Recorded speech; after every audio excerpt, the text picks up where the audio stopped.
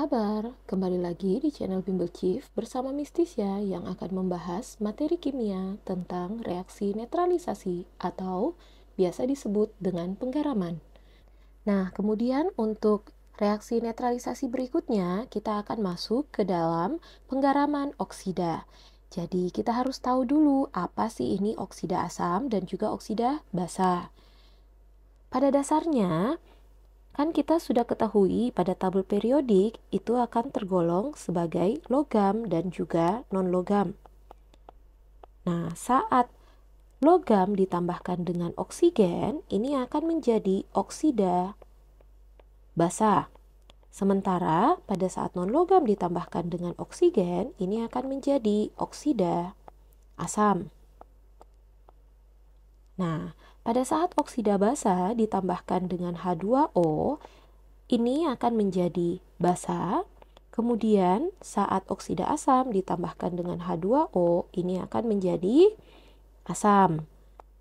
Nah, reaksi asam ditambah basa inilah yang akan menjadi suatu garam. Jadi dasar dari penggaraman ini sebenarnya terletak di bagian sini ya. Jadi kita tidak mungkin mereaksikan senyawa yang sama-sama sifatnya. Misalkan logam ditambahkan dengan oksida basa, itu tidak mungkin karena mereka berada dengan sifat yang sama pula. Jadi bisa saja itu direaksikan antara logam dengan oksida asam, atau bisa juga oksida basa ditambah dengan asam, atau bisa juga oksida asam ditambah basa, atau bisa juga basa ditambah dengan asam. Jadi itulah yang membuat reaksi penggaraman ini menjadi beragam. Sebenarnya reaksi penggaraman itu dasarnya ya cuma satu, tapi kita bisa dapatkan variasi-variasi yang lain karena ada turunan-turunannya. Jadi kesimpulannya, untuk oksida basa adalah suatu logam yang ditambahkan dengan oksigen. Misalkan ada besi 2 oksida atau FeO, atau misalkan ada magnesium oksida atau ada natrium oksida. Nah, untuk oksida basa sendiri, karena sifatnya adalah logam yang ditambahkan dengan oksigen, jadi mereka akan berfase solid. Kemudian, untuk non-logam yang ditambahkan dengan oksigen, ini akan disebut sebagai oksida asam. Jadi contohnya CO2, SO2, N2, O3, dan seterusnya. Untuk oksida asam sendiri, karena merupakan non-logam yang ditambahkan dengan oksigen, jadi fasenya akan menjadi gas. Seperti itu ya. Ada hafalan tambahan yang harus dibuat untuk mengetahui perubahan dari oksida asam sendiri. Kalau untuk oksida basa, sisa kita langsung ambil kationnya saja. Tapi untuk oksida asam, kita perlu mengetahui perubahan dari oksida asam menjadi asam. Contohnya seperti ini. CO2 ini akan berubah menjadi CO3 2-. SO2 dan SO3 akan berubah menjadi anion SO3 2- dan SO4 2-. Begitu juga untuk N2O3 dan N2O5 akan berubah menjadi anion nitrit dan nitrat. P2O3 dan P2O5 akan berubah menjadi anion PO3 3- dan PO4 3- atau fosfit-fosfat.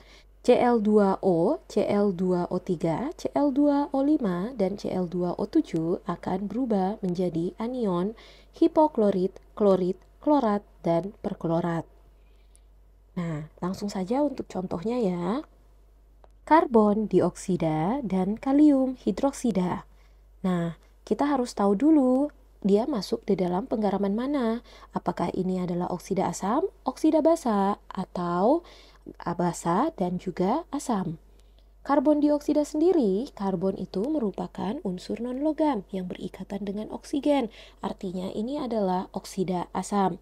Nah, bisa juga kita lihat dari kalau ada awalan mono, di, tri, dan selanjutnya, artinya itu merupakan tata nama kovalen. Dan tata nama kovalen itu untuk unsur non-logam dan non-logam. Jadi karbon dioksida kita akan golongkan sebagai oksida asam. Oksida asam pastinya harus bereaksi dengan basa ya.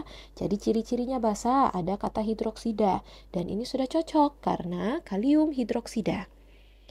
Karbon dioksida adalah CO2 dan kalium hidroksida adalah KOH. Jadi kita harus lihat ya, anion dan kation apa yang akan kita ambil untuk menjadi garam.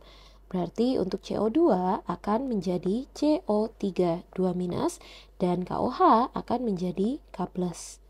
Jadi hasil reaksinya akan menjadi K2CO3 ditambahkan air.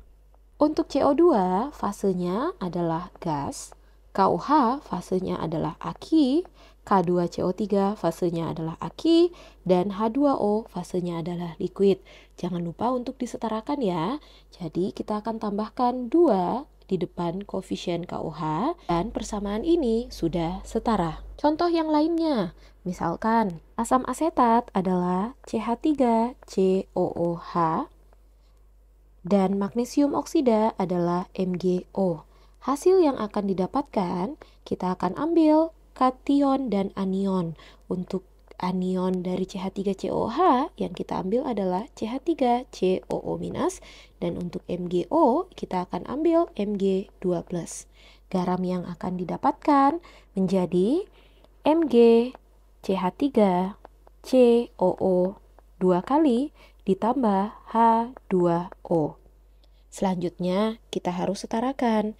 Jadi, kita akan tambahkan angka 2 di depan CH3COOH sebagai koefisien, dan kita akan tambahkan 2 di depan H2O sebagai koefisien. Setelah reaksi setara, kita tambahkan fasenya ya. Berarti CH3COOH adalah aki, MgO adalah solid, MgCH3COO 2 kali adalah aki, dan H2O adalah liquid. Contoh yang berikutnya lagi. Misalkan, dinitrogen pentaoksida dengan mangan 4 oksida. Nah, kedua ini merupakan ciri-ciri dari oksida asam dengan oksida basa. Dinitrogen pentaoksida adalah N2O5 dan mangan 4 oksida adalah MnO2. N2O5 sendiri akan menjadi anion NO3- dan MnO2 akan menjadi kation Mn4+. Hasil yang akan didapatkan adalah Mn dalam kurung NO3 4 kali. Pada reaksi ini tidak usah menambahkan H2O atau air ya, karena seperti yang kita lihat sendiri, di sebelah kiri atau di bagian reaktan tidak ada hidrogen. Jadi tidak perlu menambahkan H2O di bagian produk. Selanjutnya adalah pemberian fase. N2O5 akan berfase gas, MnO2 berfase solid, dan MnNO3 4 kali akan berfase aki. Kita setarakan, artinya di sebelah kiri kita akan letakkan 2 di depan koefisien N2O5, dan persamaan ini sudah setara. Jadi seperti itu ya untuk penggaraman yang menggunakan senyawa oksida. Sekarang, kalian bisa latihan untuk contoh soal berikut ini. Ada 3 contoh soal yang bisa kalian gunakan sebagai latihan ya. Yang pertama, kalium hidroksida dengan sulfur trioksida. Yang kedua, magnesium oksida dan asam kromat. Dan yang ketiga, natrium oksida dan difosfor pentaoksida. Selamat mencoba! Hasilnya bisa kalian tuliskan di kolom komentar, atau jika kalian masih kesulitan, kita bisa bahas lebih lanjut pada les secara langsung ya. Jangan lupa untuk setarakan reaksinya dan juga berikan fase.